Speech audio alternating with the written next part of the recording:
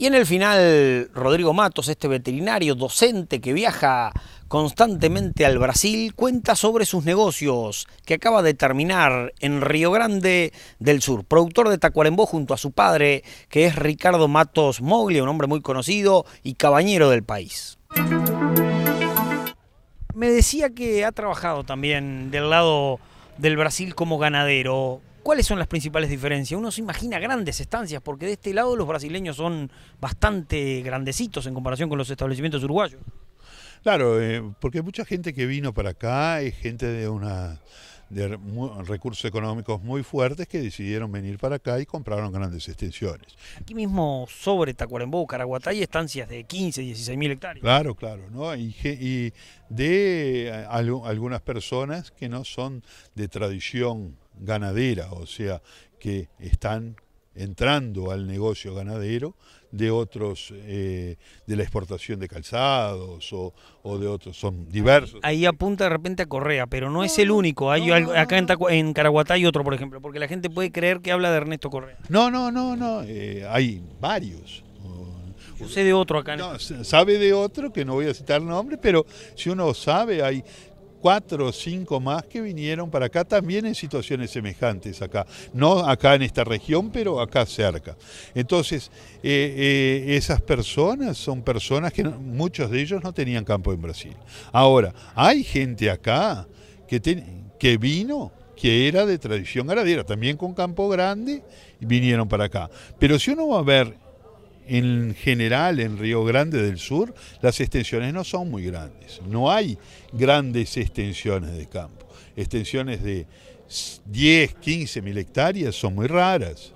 Usted dice que es similar al tipo de establecimiento que hay de este lado, en Uruguay. El predio uruguayo es parecido a lo que hay en Río Grande. Exactamente, es parecido, a no ser algunas que sea alguna empresa o algo así, pero si no... Excepciones como hay acá también. Hay excepciones como hay acá.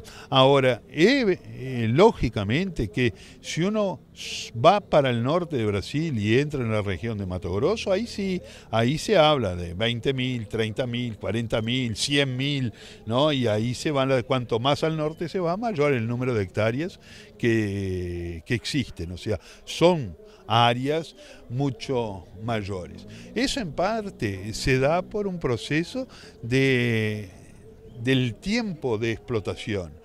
O sea, la explotación en Río Grande del Sur es una explotación muy antigua, y al ser muy antigua, las familias fueron teniendo hijos y se fueron dividiendo y aquellas extensiones que eran grandes en el final del siglo XIX hoy son chicas.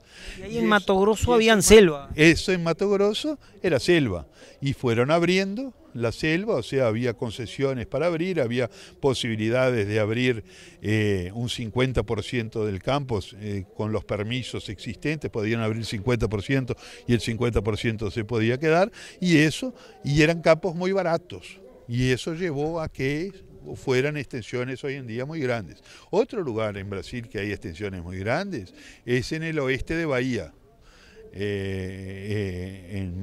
al sur de Bahía, al oeste, en Maranhão, todo es nordeste. Ahí se habla allá de extensiones de 30, 40 mil hectáreas, es algo bastante común.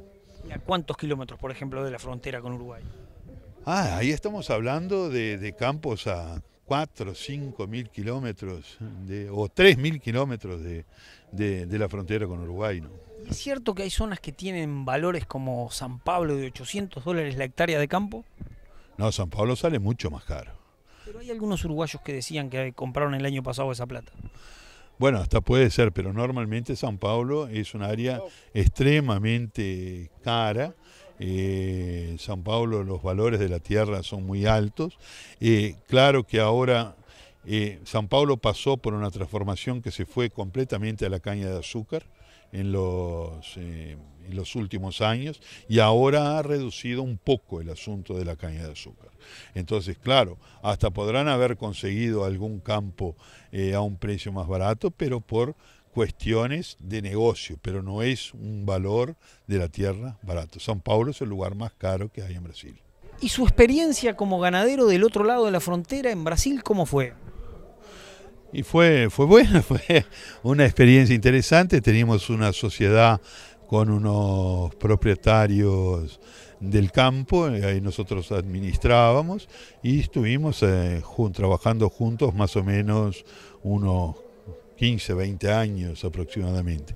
Solo que ahí la generación de los propietarios del campo empezaron a ver muchos hijos y había interés y decidieron terminar vendiendo ese campo.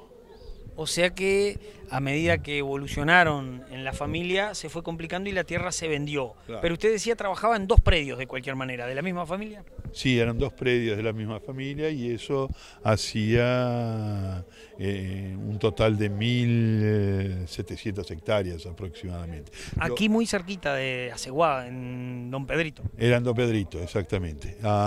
Quedaría acá de Caraguatá unos 250 kilómetros de acá. ¿Y en la frontera de Aceguá, por ejemplo? Y de la frontera de Aceguá daría unos 60, 70 kilómetros. ¿Los campos son iguales que acá? Son campos muy buenos, son campos de tierra negra, esos campos ahí en Don Pedrito, campos muy semejantes a la mancha de Bichadero, Hospital, o sea, campos, claro, que sufren con la seca, ¿no? Cuando hay seca ellos sufren bastante, pero son campos muy, muy, muy buenos. Allá había agricultura, había soja y se trabajaba con soja y pradera. ¿Ustedes practicaban la soja o arrendaban para un tercero? Arrendábamos para un tercero, para la soja, y aprovechábamos el campo después para introducirle praderas, y ahí íbamos para el lado de la ganadería. ¿Invernada más que nada? No había ciclo completo, porque eran 2 fracciones, una fracción era bien de invernada, pero la otra era para cría, no daba para invernada. ¿De ese lado cómo es el negocio de la industria frigorífica? Porque ahora mucho se habla en Uruguay de las posibilidades de exportar ganado en pie, pero también se escuchaba mucho que quebraban plantas frigoríficas, inclusive hasta hace no mucho tiempo.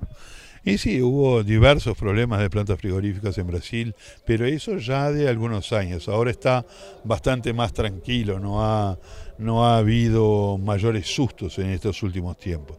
Pero hubo en la década de 80 y 90, hubo problemas, en la década de 90 más, hubo problemas bastante serios con algunas industrias frigoríficas que quebraron y dejaron varias personas sin poder cobrar.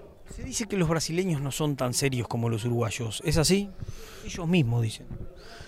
Hay de todo, ¿no? O sea, las generalidades son siempre un problema difícil, o sea, hasta ellos pueden decir eso, pero si uno va a ver, hay sinvergüenza de los 2 lados y hay gente seria de los 2 lados. Vamos a ser más optimistas, hay gente seria de los 2 lados y hay sinvergüenza de los 2 lados. Vamos a poner la gente seria en primer lugar, pero no hay duda que eso existe, ¿no? ¿Y hoy no está más lindo para trabajar del lado brasileño con la crisis que tienen ellos?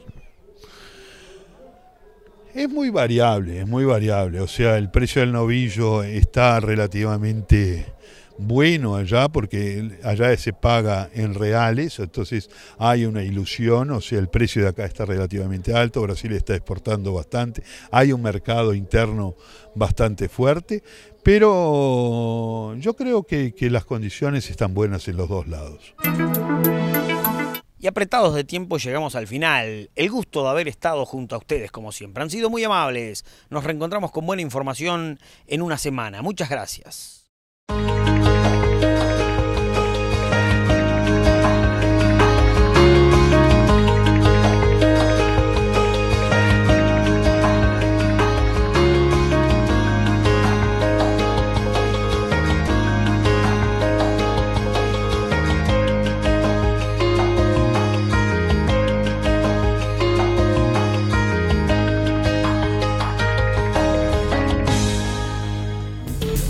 Radio.